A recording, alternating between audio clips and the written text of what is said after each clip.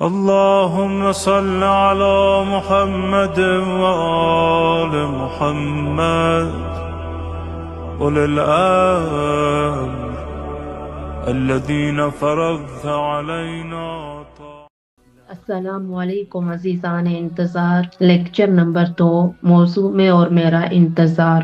عزیزان انتظار، پہلے لیکچر میں ہم نے یہ بیان کیا تھا کہ سچا انتظار انسان کو گناہ سے روکتا ہے اور اسے خدا کی اطاعت کی طرف لے جاتا ہے۔ آج اسی سلسلے کو آگے بڑھاتے ہوئے ہم یہ دیکھیں گے کہ ایک منتظر کی ذمہ داری صرف اپنی ذات تک محدود نہیں بلکہ معاشرے کے لیے بھی اس پر اہم ذمہ داریاں عائد ہوتی ہیں۔ ایک منتظر گناہ نہیں کرتا۔ مسلمان کی تعریف۔ جناب رسول خدا صلی اللہ علیہ وآلہ وسلم نے فرمایا، جو شخص اس حال میں صبح کرے کہ مسلمانوں کے امور کی فکر اور اہتمام نہ کرے وہ مسلمان نہیں، اور جو مسلمانوں کی مدد کے لیے پکارنے والے کی آواز سنے اور اس پر لبیک نہ کہے وہ بھی مسلمان نہیں۔ عزیزان انتظار، یہ حدیث ہمیں مسلمان ہونے کی ایک بہت گہری اور ذمہ دارانہ تعریف بتاتی ہے۔ اسلام صرف ظاہری عبادات کا نام نہیں بلکہ اسلام ایک ایسا طرز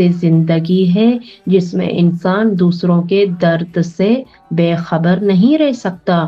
اگر مسلمان ہونے کی شرط یہ ہے کہ انسان مسلمانوں کے امور کی فکر کرے، ان کے مسائل کو محسوس کرے اور مدد کے لیے اٹھنے والی آواز پر خاموش نہ رہے، تو پھر سوال یہ پیدا ہوتا ہے کہ مومن ہونے کی شرط کیا ہوگی؟ اور اس سے بھی بلند مقام یعنی منتظر امام مہدی علیہ السلام کا مقام کتنا ذمہ داری والا ہوگا؟ منتظر وہ نہیں جو صرف دعا کرے بلکہ منتظر وہ ہے جو معاشرے میں ظلم، ناانصافی اور بے حسی کے خلاف زندہ ضمیر رکھتا ہو۔ وہ اپنے ارد گرد دیکھتا ہے، سنتا ہے، محسوس کرتا ہے اور جہاں ممکن ہو خاموش تماشائی نہیں بنتا۔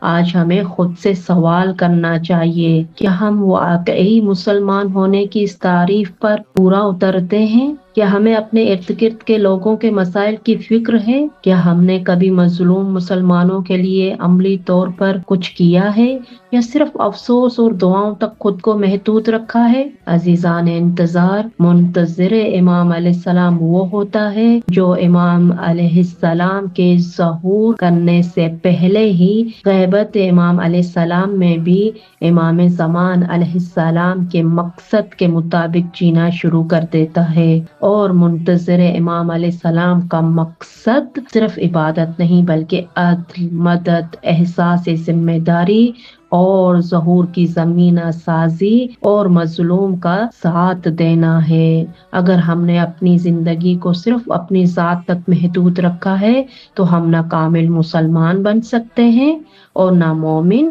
اور نہ ہی سچے منتظر امام زمان علیہ السلام۔ عزیزان انتظار، مسلمان ہونے کی شرط دوسروں کے حالات سے بے خبر نہ ہونا ہے۔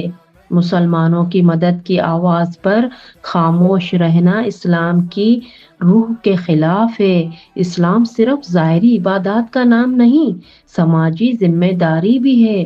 مومن کا درجہ مسلمان سے بلند ہے اور منتظر امام زمان علیہ السلام کا مقام اس سے بھی زیادہ ذمہ دارانہ ہے۔ عزیزان انتظار، سچا منتظر امام زمان علیہ السلام ظلم اور بے حسی کے ساتھ سمجھوتا نہیں کرتا۔ امام مہدی علیہ السلام کا انتظار ان کے مقصد کے مطابق جینے کا نام ہے۔ عزیزان انتظار، پروردگار عالم کی بارگاہ میں دعا ہے، اے اللہ ہمیں سچا مسلمان اور حقیقی منتظر امام زمان علیہ السلام بننے کی توفیق عطا فرما اور ہمارے وجود کو دوسروں کے لیے فائدہ مند بنا تاکہ ہم اپنے امام زمان علیہ السلام کے راستے پر ثابت قدم رہیں۔ اے اللہ ہمیں اپنے امام زمان علیہ السلام کے ظہور کی زمینہ سازی میں بہترین مدد عطا فرما، تاکہ ہم اپنے آقا و مولا کی خوشنودی کا باعث بنے۔